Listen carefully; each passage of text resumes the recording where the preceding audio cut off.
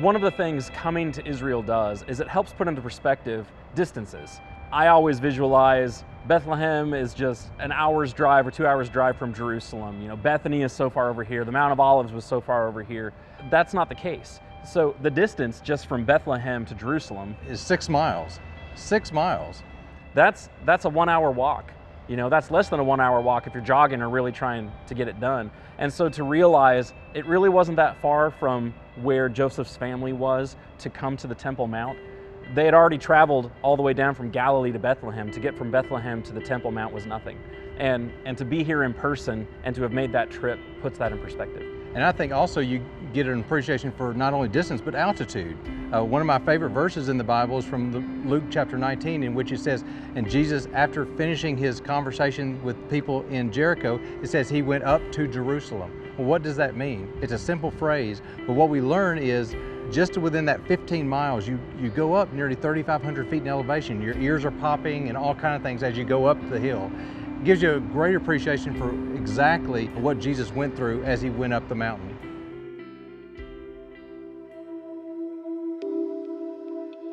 The historian Luke records for us over in chapter 2, when the time came for the purification according to the law of Moses, they brought Jesus up to Jerusalem to present him to the Lord.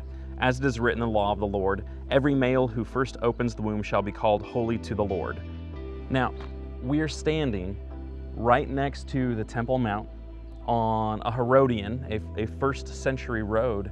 This is the area that they would have come to present Jesus. They would have come to Jerusalem to present Jesus in the temple. So they've come down from Galilee because of the census. They stop in Bethlehem. Mary gives birth there. And then they bring Jesus to the Temple Mount. And we're standing in the shade of the Temple Mount right now.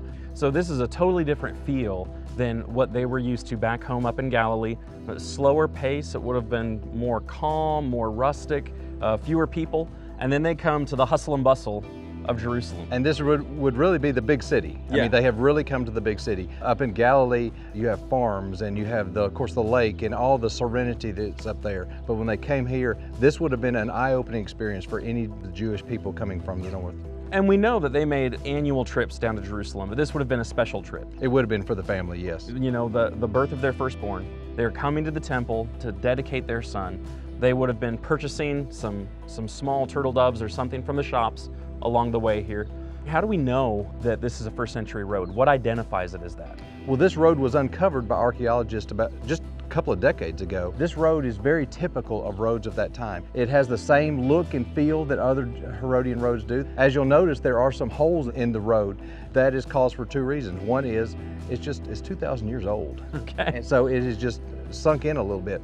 And the other has to do with all these big boulders that are here behind us. We know that in 70 AD, the Romans destroyed the city of Jerusalem. And when they did, they burned the temple and burned a lot of the things up there. In doing so, they pushed a number of the rocks off of the Temple Mount and they landed on this road. And that caused a lot of damage to this road as well. They're huge. I mean, those aren't even potholes. I mean, you could fit a car inside of some of those. Large holes. Now, when they uncovered the road several decades ago, to help us understand the size and the weight of those stones, they left the street the way it was. They did. And it helps us to appreciate just how destructive the Romans were to this city at that time.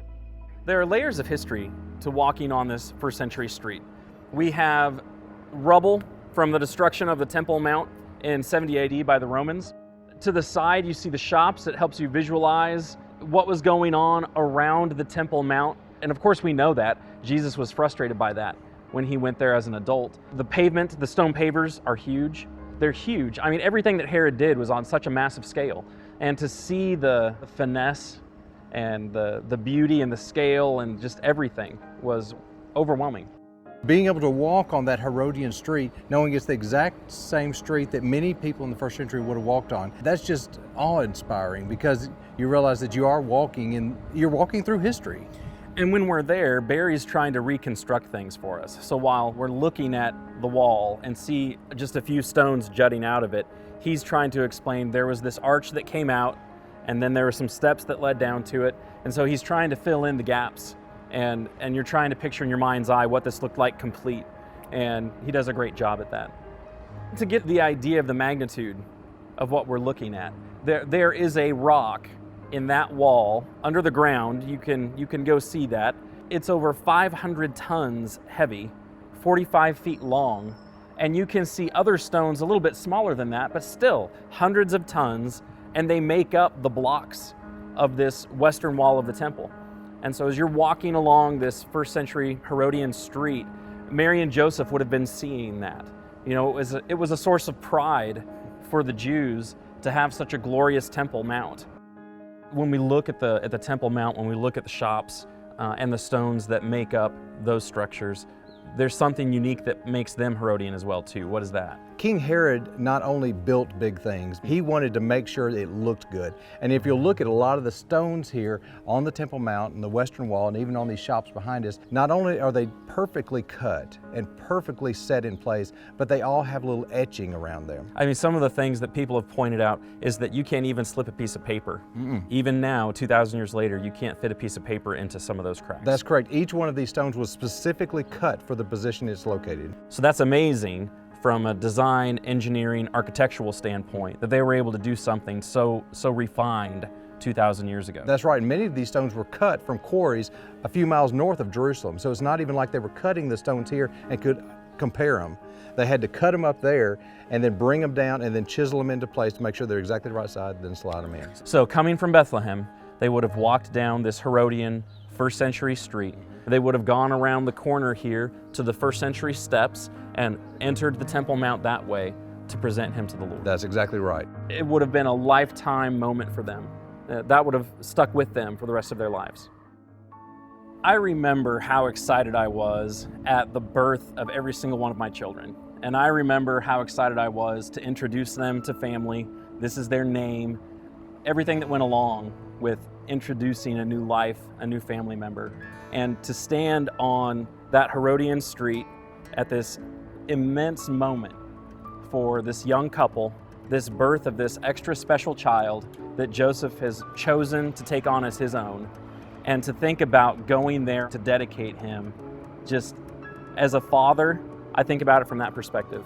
And being there on the Herodian street really helped me do that. I'm Craig. And I'm Stu, and we're the founders of Appian Media. We really hope that you've enjoyed the content that you've just seen. This was only made available through the generous donations of so many of you. We believe that the world should have biblically accurate, visually engaging content about the Bible, and it should be free for everyone. We would encourage you to visit the membership page of appianmedia.org and consider becoming a reoccurring member. Everything that you donate to Appian Media is tax deductible. However you decide to donate, we really appreciate your support.